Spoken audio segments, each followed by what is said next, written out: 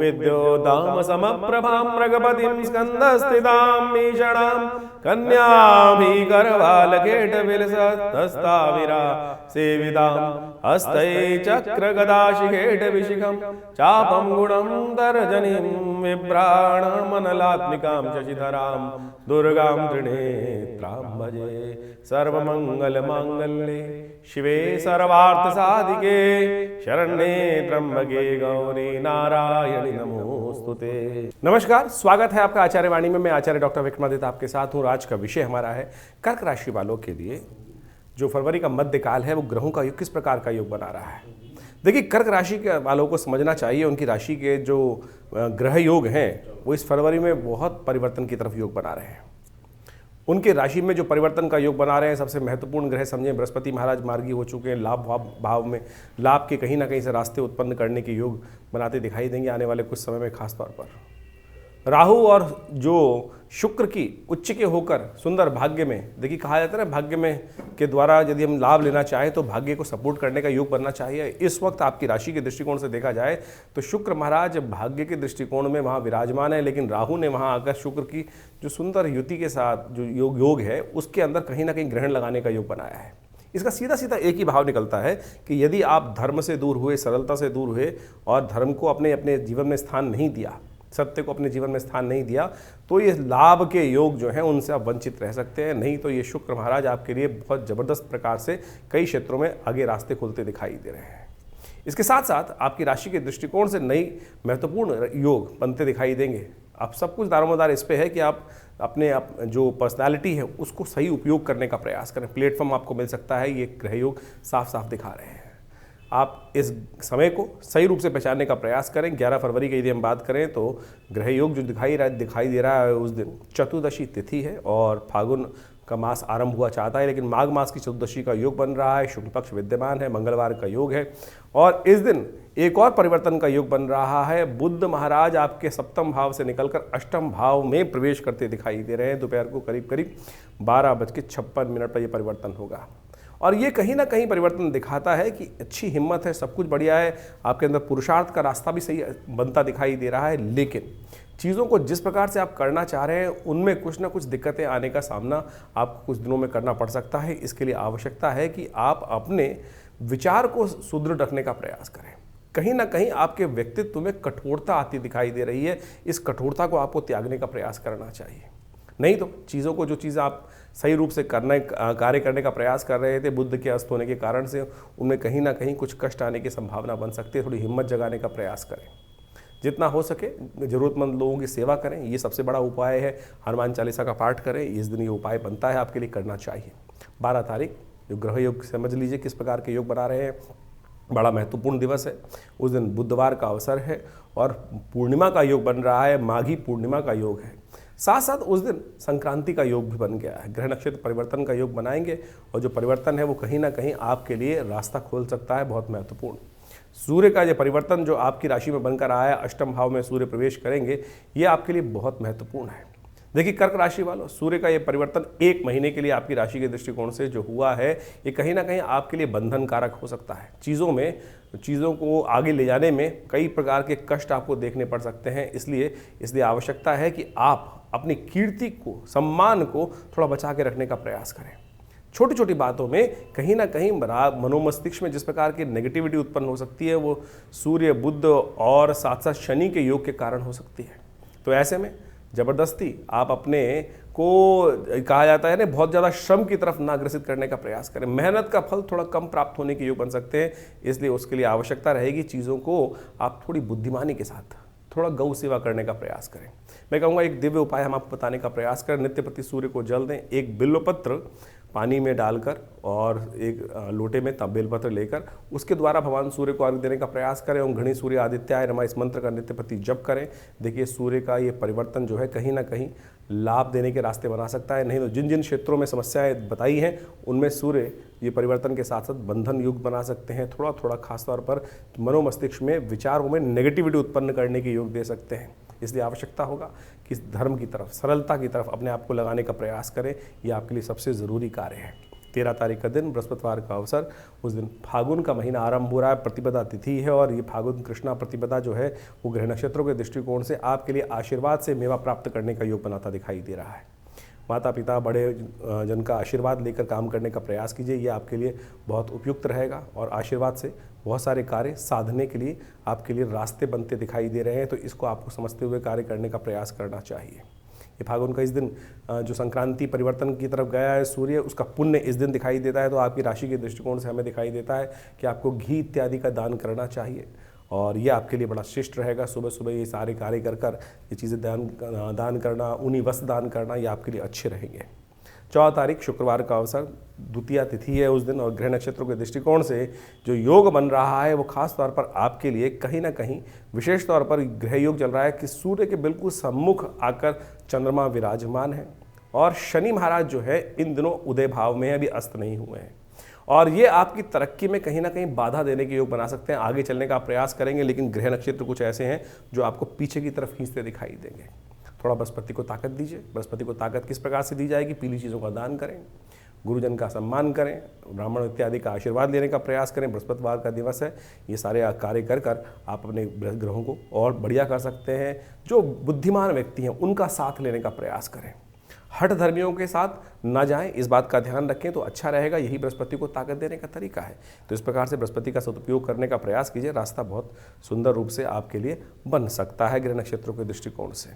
यदि हम बात करें 15 तारीख की, 15 तारीख को शनिवार का अवसर और तृतीया तिथि है इस दिन और ग्रह नक्षत्रों के दृष्टिकोण से परिवर्तन का योग बन रहा है और चंद्रमा सुबह सुबह 5 बज के करीब 45 मिनट पर परिवर्तन की तरफ जाएंगे और ये परिवर्तन जो है वो आपके लिए विशेष तौर पर केतु के साथ चंद्रमा की युति आपके जिस प्रकार से तृतीय भाव में हो रही है, ये आपको सीधे सीधे दिखा रही है कि नए संपर्क साध सकते हैं।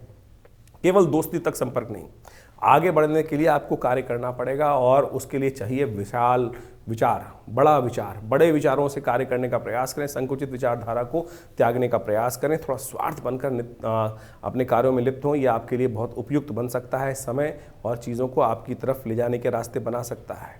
शनिवार का अवसर है और उस दिन तृतीया तिथि है, साथ साथ भद्रा का योग भी है। तो इस दिन क्या करना चाहिए आपको? एक तो सबसे पहले ध्यान रखना चाहिए नए कार्यों में पुरुषार्थ करने से बचना चाहिए। जो चलते हुए कार्य हैं उसमें कार्य करने का प्रयास करें, क्योंकि 10:52 पर भद्रा दिल्ली के अनुसार से आती दिखाई दे रही है और रात्रि तक रहेगी। तो नए कार्यों में हाथ डालने से बचें। सुबह सुबह यदि नया कार्य आरंभ करना हो तो करीब 10:52 से पहले का समय उपयोग करें, वो आपके लिए अच्छा रहेगा। शनिवार का अवसर है, शनि महाराज इन दिनों आपकी राशि के दृष्टिकोण से आपकी तरक्की में कुछ बाधा उत्पन्न करने के योग दे रहे हैं। तो हो सके तो हनुमान जी के मंदिर में जाकर कुछ शनि के निमित्त चोला हनुमान जी को चढ़ाएं। हनुमान जी की कृपा से शनि भी अनुकूल होने के योग बनाएंगे। तेल का दान करना भी आपके लिए श्रेष्ठ दिखाई देता है। हम बात कर लेते हैं 16 तारीख रविवार की, चतुर्थी तिथि है और इस दिन ग्रह नक्षत्रों के दृष्टिकोण से समझें आपके लिए जो ग्रहों का योगा योग बन रहा है वो कहीं ना कहीं आपकी राशि के दृष्टिकोण से अभी जो श्रम करेंगे, जो जिसमें भी कार्य करते दिखाई दे रहे हैं, चाहे वो दोस्ती यारी बढ़ती दिखाई दे रही है, चाहे वो आप पुरुषार्थ कर रहे हैं, उनमें आने वाले समय में 2-3 दिनों में कुछ महत्वपूर्ण लाभ प्राप्ति के संकेत ग्रह दे रहे हैं। ऐसे में विघ्नों को दूर करने के लिए भगवान गणेश की आराधना करें, वो आपके लिए सबसे अच्छा रहेगा। चतुर्थी का अवसर है और साथ साथ रविवार का अवसर है। विवेकानंद योगाश्रम में इस दिन हम लोगों ने गणेश यज्ञ का सुंदर आयोजन किया है, नवग्रह शांति महायज्ञ का आयोजन किया है, आप उसमें भी सम्मिलित हो सकते हैं। 17 तारीख सोमवार का अवसर, पंचमी तिथि है और ग्रह नक्षत्र जो इस बार ग्रहों की सूचना लेकर आ रहे हैं आपके लिए, ग्रहों के आकाशीय पार्लियामेंट में जो ग्रहों का परिवर्तन का योग बन रहा है, ये दिखा रहा है बृहस्पति से दृष्ट होकर चंद्रमा आपके चतुर्थ भाव में विराजमान होने वाले हैं और ये आपके जीवन में कहीं ना कहीं से सुख का पदार्पण करने का योग, कोई अच्छी सूचना दिन के समाप्त होने से पहले प्राप्त होने की योग बनाते दिखाई दे रहे हैं। और ये आने वाले 2-3 दिन विशेष तौर पर आपके लिए पॉजिटिव साइन उत्पन्न कर सकते हैं। स्वास्थ्य का थोड़ा ध्यान रखने का प्रयास करें। यहाँ थोड़ी सी समस्याएं स्वास्थ्य संबंधी दिखाई देती हैं, पेट उदर संबंधित समस्याएं थोड़ी परेशान कर सकती हैं। तो उसके लिए हो सके तो सबसे बढ़िया महामृत्युंजय मंत्र का जप करें, शिव का अभिषेक करें, वो आपके लिए कल्याणकारी रहेगा। वहीं 18 तारीख का दिन मंगलवार का अवसर, षष्ठी तिथि, ग्रह नक्षत्रों का योग और ये आपके लिए एक तरह से सुंदर योग बना रहा है। गजकेसरी योग का गोचर में निर्माण कर रहा है बृहस्पति। 11वें भाव में बैठे हुए हैं, लाभ वाले भाव में बैठे हुए हैं और साथ साथ उनकी दृष्टि जिस प्रकार से जहाँ पड़ रही है वो खास तौर पर आपके लिए जो ग्रह योग बना रहे हैं वो कहीं ना कहीं आपके लिए पॉजिटिव रिजल्ट देने के योग बना रहे हैं। बृहस्पति की दृष्टि जिस प्रकार से आपकी राशि में पड़ रही है वो आपके लिए कहीं ना कहीं रास्ता बना सकती है आगे बढ़ने का, लेकिन फिर भी थोड़े खर्चे ज़्यादा बढ़ते दिखाई दे रहे हैं, ध्यान रखिएगा। बृहस्पति महाराज नए लोगों से मिलवाने का योग बना रहे हैं, चंद्रमा आगे निकल चुके हैं और ये चंद्रमा का जो आगे निकलने का योग है, गजकेसरी योग बन के जो समाप्त होकर आगे निकल चुका है, ये थोड़े खर्चे बढ़ा सकता है। खर्चों को कंट्रोल करना बहुत ज़रूरी रहेगा, तो उस संबंध में ध्यान रखते हुए कार्य करिएगा, ये आपके लिए अच्छा है। थोड़ा सा इन समय ग्रह नक्षत्रों के दृष्टिकोण से ठीक करने के लिए आपके लिए अच्छा है कि आप गुड़ चने का दान कीजिए, यह आपके लिए बड़ा श्रेष्ठ रहेगा। 19 तारीख बुधवार का अवसर, सप्तमी तिथि विद्यमान है इस दिन। ग्रह नक्षत्रों के दृष्टिकोण से सप्तमी तिथि जो योग बना रही है आपकी राशि के दृष्टिकोण से, ये आपके लिए जो इस वक्त कहीं ना कहीं थोड़े से चीज़ों को आपके लिए थोड़ी भारी करती दिखाई दे रही है। आप चीज़ों को ठीक करने का प्रयास करेंगे, लेकिन ग्रह नक्षत्र इस प्रकार के हैं जो छोटी छोटी बातों में आपके लिए लोग विमुख हो सकते हैं। लेकिन ऐसे में ध्यान रखिएगा, जो छोटे नैरो माइंडेड व्यक्ति हैं वो कहीं ना कहीं नुकसान देने के योग बना रहे हैं, तो उनसे बचते हुए कार्य करना आपके लिए बहुत ज़रूरी है। उनके चक्कर में ना फंसें। जो आप बहुत ज़्यादा तारीफ करें उनसे दूर रहने का प्रयास कीजिएगा। ये चीज़ें बुध महाराज आगे जा ही चुके हैं, सूर्य के साथ अस्थिति में चल रहे हैं, तो आप समझ भी नहीं पाएंगे और व्यक्ति कहाँ कहाँ आपके लिए नुकसान करने के योग पर आ देंगे। ऐसे में श्री गणेश का स्तवन करना, गणेश जी को पीले पुष्प अर्पित करना आपके लिए अच्छा रहेगा। 20 तारीख बृहस्पतिवार का अवसर, अष्टमी तिथि विद्यमान है इस दिन और ग्रह नक्षत्रों के दृष्टिकोण से देखें तो सुबह सुबह चंद्रमा भी परिवर्तन करके बृहस्पति के बिल्कुल सम्मुख आके बुद्धि भाव में आ गए हैं और ये आपके लिए अच्छा योग है, नेगेटिव योग नहीं है, बढ़िया योग है और ये आपके लिए अच्छा ही कुछ ना कुछ रास्ता बनाता दिखाई दे रहा है। ये साफ साफ दिखाता है ग्रह नक्षत्रों का योग कि आपके लिए अच्छा योग है और कोई आपके लिए नेगेटिव भाव रखेगा ना तो अपना नुकसान करा सकता है। तो इस समय आप पूरी निर्द्वंद भाव से आगे बढ़ने का प्रयास कीजिए। ग्रह नक्षत्र आपके लिए अच्छे बन रहे हैं। कालाष्टमी है, भगवान शिव का और भगवती पार्वती का सुंदर पूजन करें, कल्याण होगा। ज्योतिष की कालगणना जो है वो वास्तविक तौर पे आपके समय को किस प्रकार से आगे आने के योग बनने हैं वो सब आपको अवगत कराती है और इस क्षेत्र के अंदर जीवन में हम समय परिवर्तन की तरफ जाता है और हम आपके समक्ष समय समय पर आपके ग्रहों के परिवर्तन को देखते हुए, आपकी कुंडलियों को देखते हुए, आपकी राशियों को देखते हुए सारी विवेचना यहाँ उपस्थित करने का प्रयास करते हैं। बहुत सारे लोग अपने प्रश्नों को व्हाट्सएप के माध्यम से भेजते रहते हैं और कई तो बहुत सारे लिखते भी हैं लोग। देखिए ज्योतिष जो है ना उसमें व्यक्ति जो है हर जीवन में परिवर्तन का, अब जन्मपत्री पर पूरी रूप से संवाद के बाद यहाँ पर इस चैनल के माध्यम से कुछ विवेचना उपस्थित करना तो बड़ा मुश्किल कार्य है।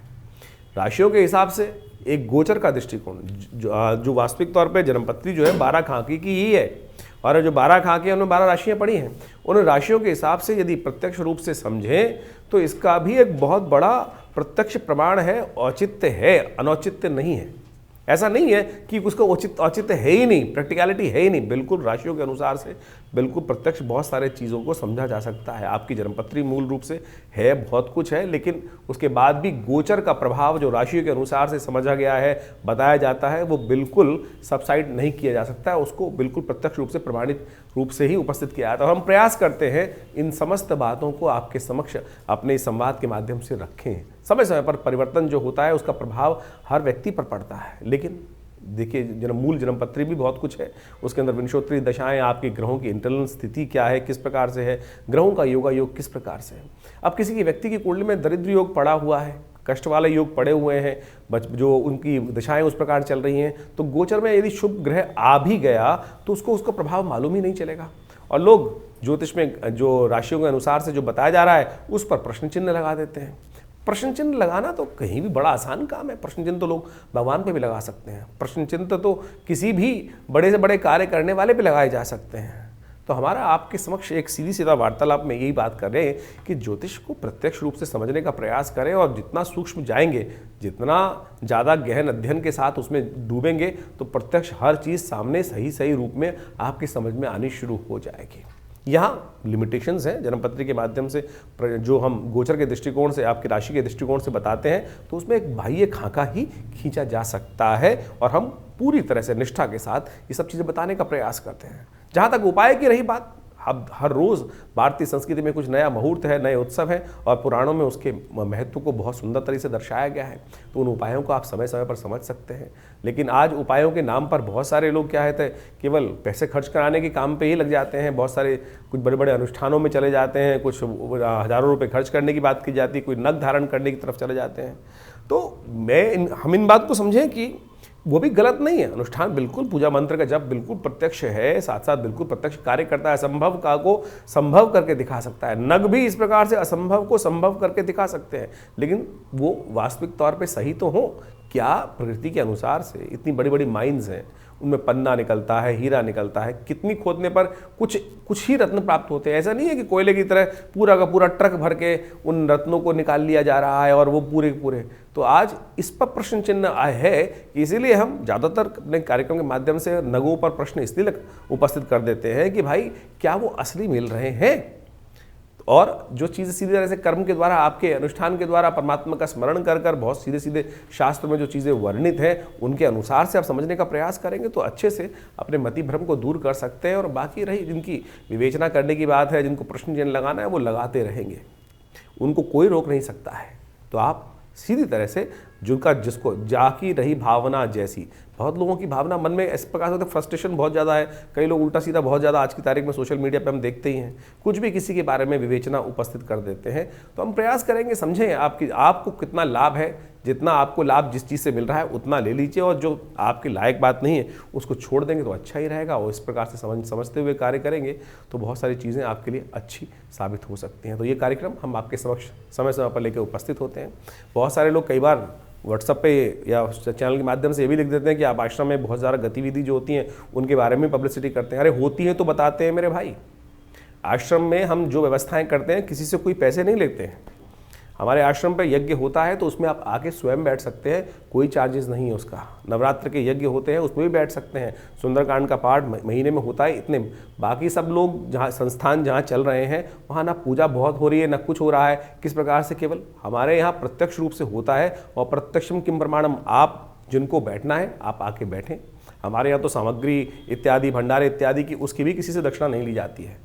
तो मेरा इसमें आप सब लोगों से अनुनय विनय के साथ है कि हमारा ये संस्थान लगातार कई वर्षों से, 70 वर्षों से 60 वर्षों से कार्य कर रहा है और परमात्मा भजन में लगा हुआ है, सत्य को सामने लाने के लिए लगा हुआ है। तो इसलिए आप पवित्र हृदय के साथ हमारे इस कार्यक्रम के साथ जुड़े हैं तो उसके साथ जुड़े रहेंगे तो अच्छा ही होगा। परमात्मा का स्मरण होगा, भगवान का नाम जप होगा।